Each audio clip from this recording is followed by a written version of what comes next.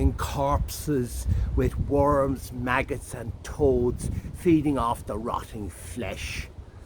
Cadaver tombs date back to the time of the Black Death and the plagues in the 14th and 15th centuries. There are 9 cadaver stones found in Ireland, and there's 3 of them quite near Drogheda. One at Stamullen, one at Bewley, and this one here at St. Peter's Church of Ireland Church in Drogheda. The church itself is a wonderful example of Georgian architecture and was finished in 1757, but it sits on the site of a medieval church, and within that medieval church was a cadaver tomb. And this is the cadaver tomb of Sir Edmund Goulding and his wife Elizabeth Fleming. Elizabeth Fleming was one of the Flemings who were the lords of Slane, and this here dates from 1566, and it shows the decomposing bodies enclosed with a shroud tied at the top and the bottom with a knot. Edmund is depicted with his bowels hanging out, while Elizabeth, her head is almost like a skull, and her entrails and womb have been removed. Both of them have lost a lot of their features of their legs and some arms as well. Elizabeth's spine is showing through her rib cage. If you look at Edmund's ribs, he actually has more ribs than a natural man had, and I suppose that is part of the reason for anatomy classes and grave robbing.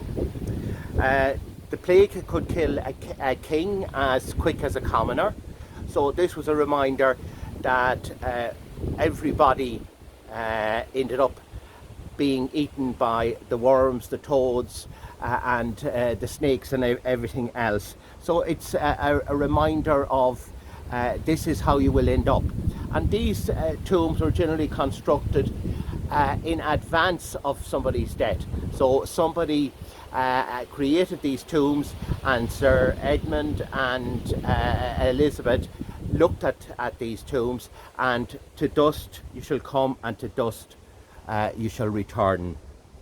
The Bewley cadaver stone probably dates from the 15th century. It shows a completely skeletized cadaver. It's shown with a snake going in one ear and out the other.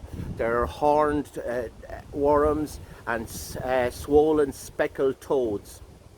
The Stamullen cadaver depicts the decomposing body of a young woman, again with numerous different insects and reptiles eating her body. She's also depicted in her shroud, tied at the top and also at the bottom. Another story told here in St. Peter's, Drogheda, is that of Anne Hardman, who was buried in a vault here, not in a grave. She was wealthy enough to have her own vault, and she was quite wealthy, so she had loads of jewellery and so on, and she was buried with all her riches.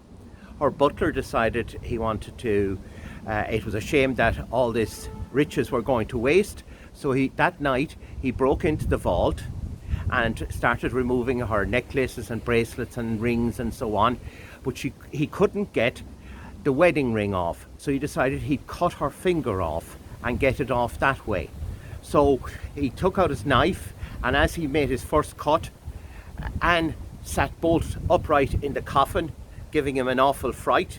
He took off running, raced down the streets to the port of Drogheda, took the first boat that was heading out.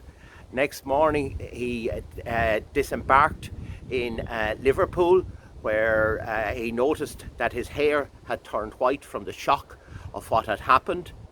Anne returned in the middle of the night to her family and had to convince them she wasn't a ghost, that she was alive.